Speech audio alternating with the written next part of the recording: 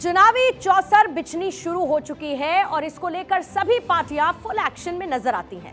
प्रधानमंत्री नरेंद्र मोदी भी देशवासियों को सौगातें दे रहे हैं और एक बार फिर से पीएम मोदी दक्षिण के दौरे पर रहे। तमिलनाडु में चुनावी शंखनाद किया और इस दौरान कांग्रेस के साथ साथ डीएमके को परिवारवाद को लेकर निशाने पर भी लिया है।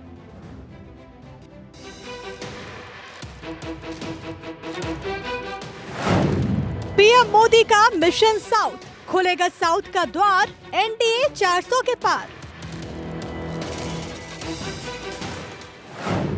पहले केरल और अब तमिलनाडु में पीएम मोदी, दक्षिण का रण, मोदी का विजय प्रण। चुनाव की तारीख के ऐलान से पहले प्रधानमंत्री नरेंद्र मोदी फुल एक्शन में हैं। दक्षिण का दुर्ग भेदने के लिए लगातार प्लानिंग हो रही है और उसी प्लानिंग के तहत आए दिन मिशन साउथ पर भी पीएम जा रहे हैं। एक बार फिर से पीएम मोदी पहले केरल और फिर तमिलनाडु पहुंचे। तमिलनाडु में 2 दिन तक रहे और इस दौरान स्टालिन सरकार को निशाने पर लिया। उन्होंने कहा कि डीएमके और कांग्रेस ने आपकी आस्था का अपमान किया। पार्लियामेंट में एक रिजोल्यूशन आया था, लेकिन इस दौरान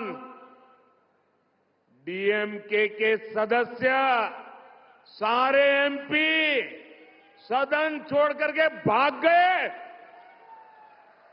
डीएमके इस व्यवहार ने फिर साबित किया है कि उन्हें आपकी आस्था से कितनी नफरत है। 2024 के 24 के चुनाव में एक तरफ विकास और विजन की बात करने वाली बीजेपी है, वहीं दूसरी ओर डीएमके और कांग्रेस जैसी पार्टियां हैं। ये सरकार में इसलिए आना चाहते हैं ताकि अपने परिवार को आगे बढ़ाए, अपने परिवार की जेब भरे। मैं सीधा सीधा आरोप लगाना चाहता हूं यूपीए सरकार पर। ये सारे जो प्रोजेक्ट मैं आज लेके आया हूं, ये दशकों से यहां के लोगों की मांग थी।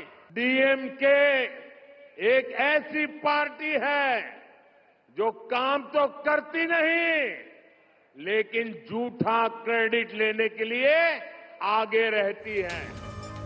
तमिलनाडु दौरे के पहले दिन तिरुपुर में पीएम मोदी ने रोड शो किया तो दूसरे दिन कई सारे प्रोजेक्ट्स के उद्घाटन कर सौगातों की बौछार लगा दी। थूथुकुडी में 17,300 करोड़ रुपए के प्रोजेक्ट्स की नींव रखी। देश का पहला हाइड्रोजन हब पोर्ट और इनलैंड वाटर वे वेसल शामिल है।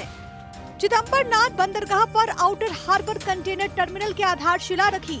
पीएम ने 10 राज्यों और केंद्र शासित प्रदेशों में 75 लाइट हाउसेस में पर्यटक सुविधाएं भी राष्ट्र को समर्पित की।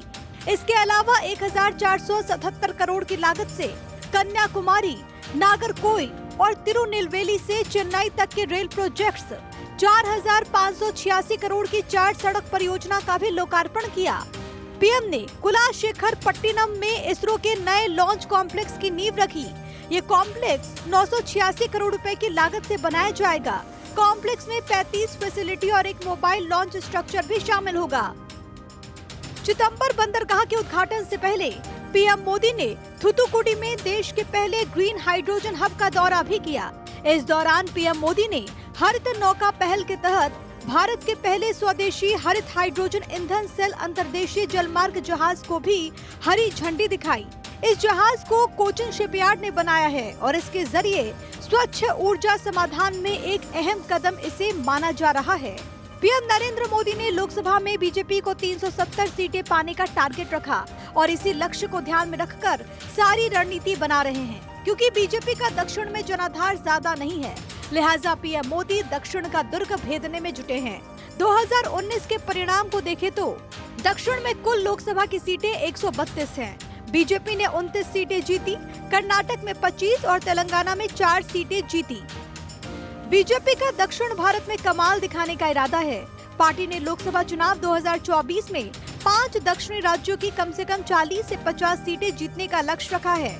यही वजह है कि पीएम मोदी बार बार केरल, तमिलनाडु और आंध्र प्रदेश जा रहे हैं, क्योंकि इन तीनों दक्षिणी राज्यों में बीजेपी का जनाधार काफी कम है। अगर बीजेपी तीनों राज्यों में कुछ भी सीटें लाने में कामयाब रही तो प्रधानमंत्री का ये टारगेट पूरा हो सकता है। Bureau report, Bharat 24।